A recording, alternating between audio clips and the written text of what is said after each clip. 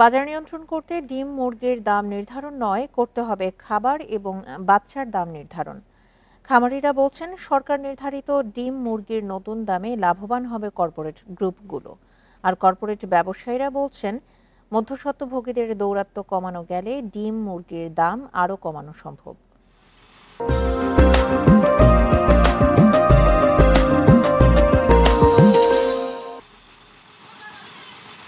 আগস্টের বন্যায় দেশের ৭ জেলায় ৪,০০০ পোল্ট্রি খামারি ক্ষতিগ্রস্ত হয়েছে।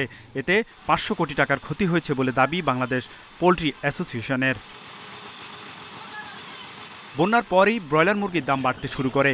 এক মাসের ব্যবধানে ৯% বেড়ে প্রতি কেজি বিক্রি হচ্ছে ১৮০ থেকে ১৮৫ টাকা। ডিমের ডজন বিক্রি হচ্ছে ১৬০ টাকায়।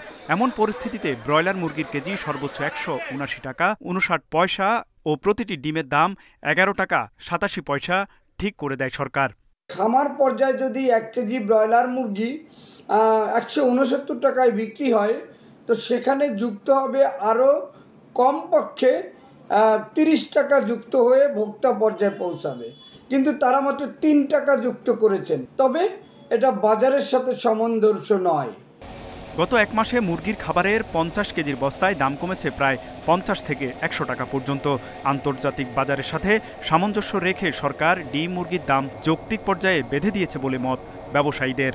ডলার রেট যদি কমে যায় ৯০ টাকা এসে পড়ে, তাহলে তো ওই যত পার্সেন্ট ব্রয়লারের দাম ডলারের দাম বেড়েছে, যেমন আমরা ৩৪% বা ৩৫% ডলার রেট, এটা যদি কমে যায় তাহলে ৩৫% দাম কমে যাবে।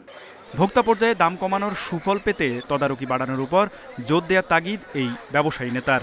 খামার থেকে ডিম নিয়ে পাইকারের কাছে বিক্রি করা, অথবা পাইকাররা খুচরা বিক্রেতা, তাদেরকে একটু নিয়ন্ত্রণের মধ্যে রাখতে হবে, তাদেরকে অবজারভেশনের মধ্যে রাখতে হবে, তারা যেন অতিরিক্ত ডিম দাম, ব্রয়লারের দাম বা সোনালির দাম রাখতে না পারে।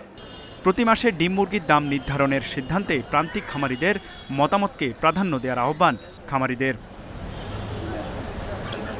তৌহিদ রানা, ইন্ডিপেন্ডেন্ট নিউজ, ঢাকা।